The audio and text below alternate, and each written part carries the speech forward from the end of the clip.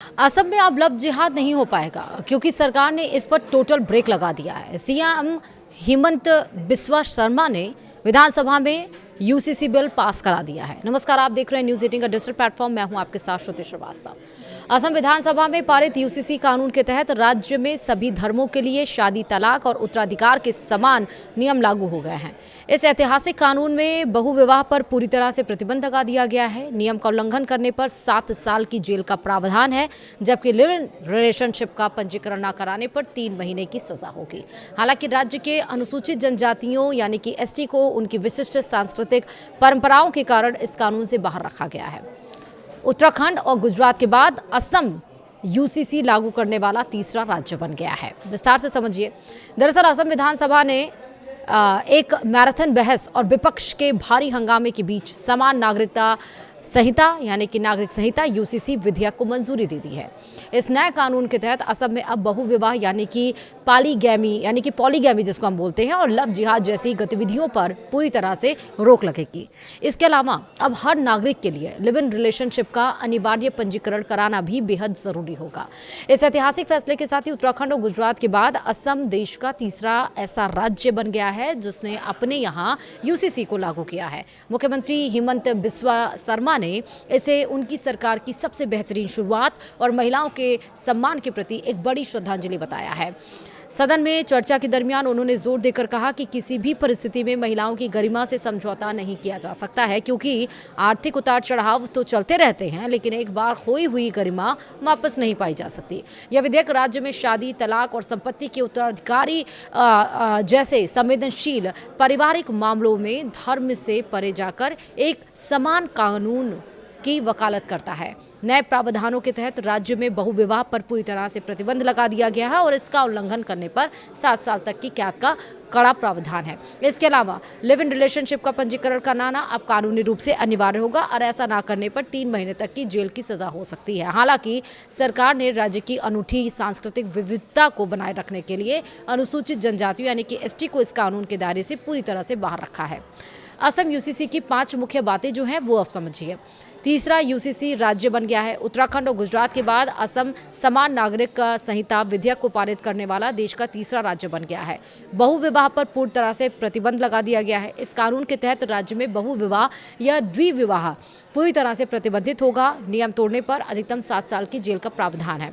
तीसरा, live in का जो लिव इन रिलेशनशिप में होते हैं तो उसके लिए रजिस्ट्रेशन कराना जरूरी है। राज्य में हर रह रहे जोड़ों के लिए लिव इन रिलेशनशिप का रजिस्ट्रेशन कराना जरूरी होगा। चूक होने पर 3 महीने की जेल हो सकती है। और चौथा है, जनजातियों को बड़ी छूट मिली है। असम की अनुसूचित जनजातियों यानी कि एसटी के पारंपरिक रीति रिवाजों और कानूनों को सुरक्षित रखने के लिए उन्हें इस कानून के दायरे से बाहर रखा गया है। पांचवा है, विपक्ष का तीखा विरोध भी देखने को मिला।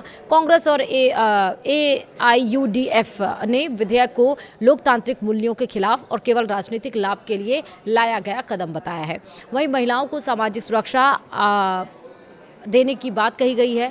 असम का समान नागरिक संहिता विधेयक मुख्य रूप से सामाजिक सुधार और महिला सशक्तिकरण के नाम पर केंद्रित है, लेकिन इसकी कानूनी संरचना में कुछ गहरे विरोधाभास भी नजर आते हैं। सरकार का तर्क है कि बहुविवाह पर रोक और विवाह तलाक का समान नियम महिलाओं को सामाजिक सुरक्षा प्रदान करेगा, जो कि एक प्रगतिशील कदम है। लिव इन रिलेशनशिप को नियमित करने के पीछे भी महिलाओं के कानूनी अधिकारों की सुरक्षा का तर्क दिया गया है। हालांकि विपक्षी दलों द्वारा उठाए गए सवाल कानूनी और व्यवहारिक दृष्टिकोण से बेहद महत्वपूर्ण है और इस विधेयक का सबसे बड़ा विरोधाभास इसकी एक रूपता यानी कि यूनिफॉर्मिटी को लेकर है। जब राज्य की एक बड़ी आबादी यानी कि अनुसूचित जनजातियों को इसके दायरे से बाहर कर दिया जाता है तो यह कानून तकनीकी रूप से पूरी तरह से समान नहीं रह जाता। संविधान का अनुच्छेद 44 पूरे देश में एक समान नागरिक संहिता की बात करता है, लेकिन क्षेत्रीय और जनजातीय संवेदनशीलताओं के कारण असम सरकार को यह संतुलन बनाना पड़ा है। इसके अतिरिक्त लिव इन रिलेशनशिप के पंजीकरण को अनिवार्य बनाना और उसमें जेल की सजा का प्रावधान नागरिकों की व्यक्तिगत स्वतंत्रता और गोपनीयता के अधिकार यानी कि राइट टू प्राइवेसी के मोर्चे पर कानूनी रूप से अदालतों में चुनौती का विषय बन सकता है। वहीं असम यूसीसी पर जो भी सवाल जवाब हुए हैं वो भी आप सुनिए। पहला सवाल ये आया कि असम विधानसभा में पारित यूसीसी बिल के तहत बहुविवाह करने पर क्या सजा तय की गई। असम यूसीसी बिल के नियमों के मुताबिक राज्य में बहुविवाह या द्विविवाह को पूरी तरह से गैर कानूनी घोषित किया गया। यदि कोई व्यक्ति इस कानून का उल्लंघन करता हुआ पाया जाता है तो उसे अधिकतम 7 साल तक की जेल की सजा भुगतनी पड़ सकती है। दूसरा, क्या लिव इन रिलेशनशिप में रहने वाले जोड़ों के लिए नया नियम बनाया गया है?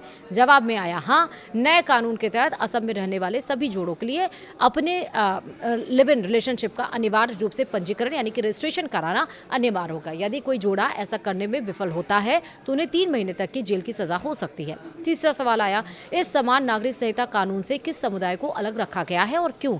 असम के इस यूसीसी कानून के दायरे से राज्य की अनुसूचित जातियों यानी कि एसटी को पूरी तरह से बाहर रखा गया है। सरकार का कहना है कि जनजातीय समुदायों की अपनी विशिष्ट सांस्कृतिक पहचान, पारंपरिक रीति रिवाज और कानून है जिनकी सुरक्षा करना बेहद जरूरी है। चौथा सवाल आया कि विपक्षी दल कांग्रेस ने इस विधेयक के नाम और इसकी टाइमिंग पर क्या आपत्ति जताई है? जवाब में आया, कांग्रेस विधायकों का तर्क है कि जब जनजातीय समुदाय को इससे बाहर रखा गया है तो इसे समान नागरिक संहिता नहीं कहा जा सकता है। विपक्ष ने आरोप लगाया कि सरकार बेरोजगारी, बाढ़ और सरकारी स्कूलों की खस्ता हालत जैसे बुनियादी मुद्दों से जनता का ध्यान भटकाने के लिए यह राजनीतिक एजेंडा लेकर आई है।